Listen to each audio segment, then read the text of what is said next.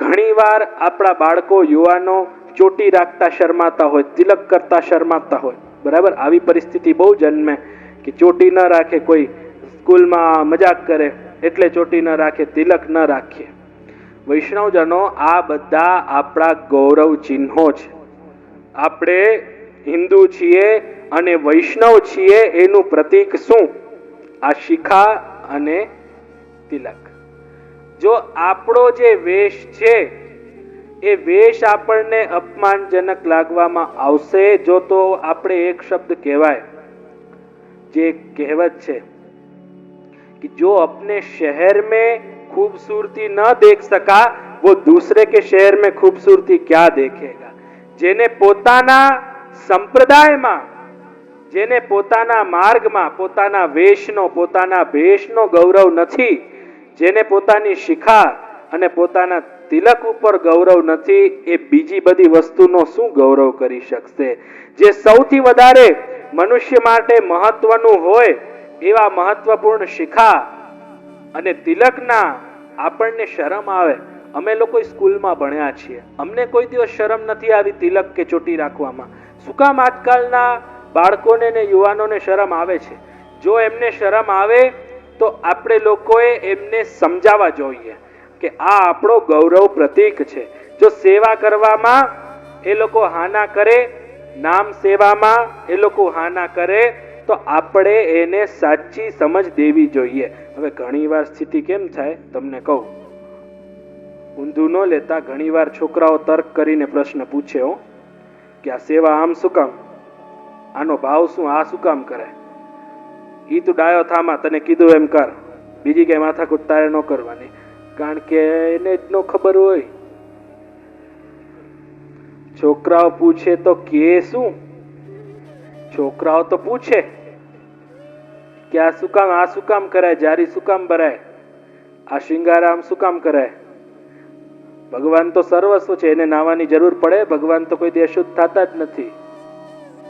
તું એ બધા પ્રશ્ન પૂછમાં, તને કીધું એ કર, બીજી કઈ રામાયણ બીજી માથાકૂટ તારે કરવાની નહીં. આ સ્થિતિ એટલે યુવાનોના અને છોકરાઓના મનમાં શું થઈ જાય કે ઉત્તર નથી એટલે આ બધું તો હવે એમનેમ રામ ભરોસે હાલે છે, આની પાછળનો કાંઈ છે નહીં. પણ જ્યાં સુધી આપણા ભગવત સેવાના ક્રમમાં કે કોઈ પણ સેવાના ક્રમનો સાચો અર્થ, સાચો ભાવ આપણને ખબર ન પડે, આપણે તો સમજો હજી સમય છે. આજે પુષ્ટિ માર્ગના બધા ગ્રંથો ગુજરાતી ભાષામાં પ્રાપ્ત છે. કોઈક જ એવો દુર્ભાગ્યવશ કોઈ ગ્રંથ હશે કે જેના ઉપર ગુજરાતી અનુવાદ નહીં હોય. પ્રાયઃ બધા ગ્રંથોના અંદર ગુજરાતી અનુવાદ છે. તો આપણે લોકોએ એક કોક વાર ભણવા જોઈએ. તો કઈ છોકરાઓ પ્રશ્ન પૂછી લે તો ભોઠા ન પડીએ આપણે. કારણ કે છે ને, બીજા પૂછે ને ભોઠા પડીને તો એટલું અપમાનજનક ન લાગે. આપણી જ સંતાન પૂછે તો રોજ જોવે તો બાપુજી એકદમ તિલક છાપા કરી, ધોતી બંડી પહેરીને સેવા કરતા હોય, અને પછી ક્યાં સેવા શું કામ કરાય એ પૂછે ને પછી બાપુજી માથું ખંજવારવા માંડે. એવી પરિસ્થિતિ ન આવે એના માટે આપણે સેવાનો ભાવ, સેવાનો મહાત્મ્ય, ગુરુની સન્મુખ જઈએ તો પૂછતા રહેવું જોઈએ, જેથી કરીને આવી અપમાનજનક પરિસ્થિતિમાં આપણે આવીએ નહીં. એટલે વૈષ્ણવો ખાસ ધ્યાન રાખવું. નાની નાની વાત જે આપણને પ્રશ્ન આવે લખી રાખવું. અને જ્યારે આપણે અહીંયા આટલા બાળકો બિરાજે છે, જ્યારે ગુરુના સન્મુખ જઈએ પૂછો. બધા બાળકો પ્રસન્નતાથી તમને એનો સમાધાન આપશે. એનાથી એક સકારાત્મક પરિણામ શું આવશે વૈષ્ણવો, કે ભવિષ્યની અંદર કોઈ તમારી સંતાનો તમને આ રીતનો પ્રશ્ન પૂછશે તો તમે એને ઉત્તર દઈ શકશો. એટલા માટે વૈષ્ણવો, આપણી જે વૈદિક પરંપરાઓ છે, અંગ્રેજોએ શું કર્યું? અંગ્રેજોએ કહ્યું કે ભારતમાંથી ભારતીયતા દૂર કરવી છે તો આ લોકોના છોકરાઓ જે ધર્મશાસ્ત્ર ભણે છે, જે ધર્મ પ્રત્યે આ લોકોની નિષ્ઠા છે એ ભંગ કરો. તો આ લોકોમાંથી ભારતીયતા, આર્યતા નષ્ટ થઈ જશે. એટલે એ લોકોએ શું કર્યું કે આપણા યુવાનોને ઊંધા રવાડે એ વખતે ચડાવ્યા કે જેથી આપણા શાસ્ત્રો, આપણા ધર્મો પ્રત્યે જે આસ્થા, જે શ્રદ્ધા આપણા યુવાનોને, બાળકોને હોવી જોઈએ, જે પહેલા સમયમાં હતી એવી જોવા નથી મળતી. મારા હારાવ એવું દૂષણ ગાલી ગયા છે, મારા હારાવ એવા દૂષણ ગાલી ગયા છે કે હજી ભૂલાતું નથી કોઈને. વયા ગયા અંગ્રેજ, કેટલા વર્ષ થઈ ગયા, તોય આ એવી જડીબુટી પીવડાવી ગયા છે ને કે બધાની બુદ્ધિ ભંગ કરી નાખી. પેલા ભારતમાં કેટલી ધર્મ પ્રત્યેનો આગ્રહ હતો, આસ્થા હતી આચાર્યો પ્રત્યે, ગૌ સેવાનો આગ્રહ હતો, બધાને પોતનું કરી ગયા. હવે ધીરે ધીરે આપણે જો પ્રયત્ન કરીએ તો આપણા યુવાનોમાં સાચા સંસ્કારોનું સિંચન થાય. હવે તમે પંચગવ્ય જુઓ કે ગૌદાનનું સંકલ્પ જુઓ.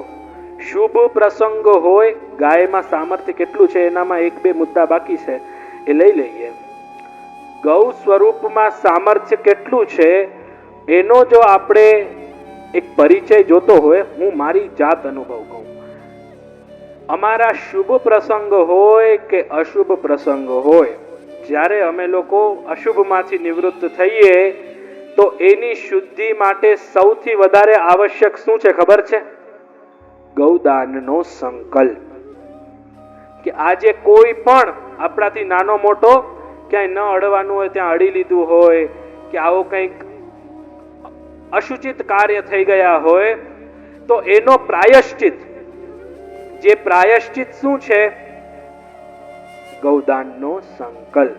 માં બોલવામાં આવે છે કે એકામ ગૌ નિષ્ક્રિય ભૂત દ્રવ્યમ યથાનામ ગોત્રાય બ્રાહ્મણાય દાતુમ અહમ સૃજ્યે. બધા બ્રાહ્મણો માટે અને જીવ માત્ર માટે અમે પ્રત્યક્ષ કરીએ. વિપ્ર છીએ, બ્રાહ્મણ છીએ, એટલે તમે કોઈ બ્રાહ્મણ પાસે કરાવો પ્રાયશ્ચિતનો સંકલ્પ. વાત ઈ જ છે. તો પ્રત્યેક હિન્દુ માટે કોઈ પણ પ્રકારની અશુદ્ધિ આવી હોય, કોઈ પણ પ્રકારનો દોષ થયો હોય તો એનો નિવારણ ગૌદાનથી થાય છે. પાછું એની મહત્વતા જુઓ, ખાલી અશુભમાં ગૌદાન કરવું એવું નથી. જ્યારે શુભ પ્રસંગ આવે ત્યારે ગૌદાન થાય, અને અશુભ પ્રસંગના કારણે એના દોષની, એની અશુદ્ધતાના નિવારણ માટે પણ આપણે ગૌદાન જ કરવાનું છે. તો આ પ્રકારે ગૌદાનનું મહાત્મ્ય અમારા પુષ્ટિ માર્ગીઓમાં છે. કે આજે પણ અમે નાથદ્વારા જઈએ, પોતાના ઘરની ગાડીઓમાં જતા હોય તો ભલે, પણ કોઈ પહેલાના સમયમાં ટ્રેનમાં આવતા તો સ્પર્શાસ્પર્શ થયો હોય, ભક્ષાભક્ષ થયું હોય, એના નિવારણ માટે શ્રીનાથજીના મંદિરમાં પણ પ્રાયશ્ચિત કરાવે કે આપ કેમાં પધાર્યા, પહેલા અહીંયા પૂછે. કારણ કે અમારે તો શ્રીનાથજીની સેવામાં જવું હોય ભગવત કૃપાથી, તો ત્યાં પૂછે કે આપ શેમાં પધાર્યા. એમ કે અમે ઘરની ગાડીમાં જ આવ્યા છીએ, તો કોઈ સંકલ્પ કરવાની જરૂર નથી. જો કોઈ કેમ કે અમે ફ્લાઇટમાં આવ્યા કે અમે ટ્રેનમાં આવ્યા, તો તરત કે આપ ગૌદાનનો સંકલ્પ કરી લ્યો. કારણ કે આપણા જે પ્રભુ છે એ જ્યાં સુધી આપણા સંપૂર્ણ દેહની શુદ્ધિ નહીં હોય ત્યાં સુધી આપણે પ્રભુને પ્રિય બનશું નહીં. એટલે ત્યાં પણ ગૌદાનનો સંકલ્પ શ્રીનાથજીના મંદિરમાં સાઈડમાં પહેલા કરાવે, આત્મા અક્ષત આપી. એટલે પેલી વાત તો આપણને અશુદ્ધતાથી શુદ્ધતા જે પ્રદાન કરનારી છે ને એ જ ગૌ માતા છે. આથી વધારે એનું શું હોઈ શકે? એના સિવાય તમે શુદ્ધ જ ન થઈ શકો. એ ગૌદાન થાય પછી તમે જમનાજલ લ્યો અલૌકિક પવિત્રતા માટે, પણ તમારે સૌથી પહેલા તો ગૌદાન કરવું પડે. પંચગવ્યનો કેટલો મહત્વ છે!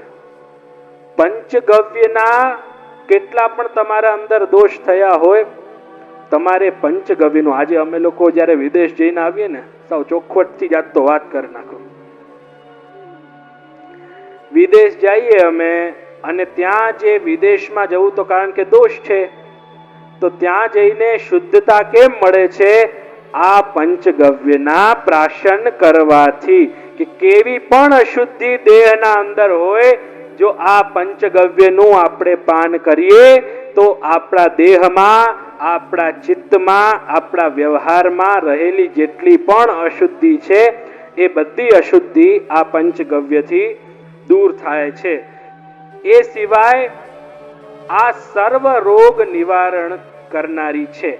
એક વૈજ્ઞાનિક આંકડા અનુસાર વલસાડ પાસે એક હોસ્પિટલ છે, એમાં 3000 થી વધારે દર્દીઓ કેન્સર જેવા ભયાનક રોગથી ખાલી આ પંચગવ્ય લેવાથી બચી ચૂક્યા છે. વૈષ્ણવો, આટલો મહત્વ. આવો ભયંકર કેન્સર જેવા રોગ કોઈને થઈ જાય, કોઈ રસ્તો જ ન હોય અને પ્રારંભનું હોય, તો તમે એ હોસ્પિટલમાં જાઓ તો એ કેન્સરથી અત્યાર સુધી 3000 મનુષ્યો બચ્યા છે. અને એનું કારણ શું? કેવલ ગાયનું પંચગવ્ય.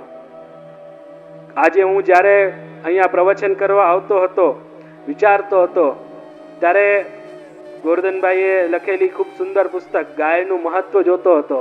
એમાં પણ મેં ઘણી બધી વસ્તુ જોઈ.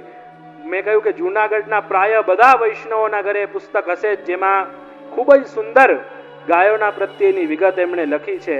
પરંતુ અમુક એવા મુદ્દાઓ હતા કે જે વિશેષ રૂપે મારે તમને કહેવાની ઈચ્છા થઈ હતી. એ સિદ્ધાંત રહસ્યના આ 7મ શ્લોકની અંદર જે ગાયની મહત્વતા હોવી જોઈએ એનું સુંદર રીતે વર્ણન ટીકાઓમાં પણ કર્યું છે. માર્ગના સિદ્ધાંતોનું વર્ણન અને સિદ્ધાંત રહસ્યના સંદર્ભમાં જે આ ગૌકલ્યાણ ફાઉન્ડેશન ગોરધનભાઈ દ્વારા જે પુસ્તક લખાયેલી છે એમાં પણ સંગતિ બહુ સારી આપી છે કે આ પ્રભુને પ્રિય એટલે ગૌ સેવા એ પ્રભુને પ્રિય છે.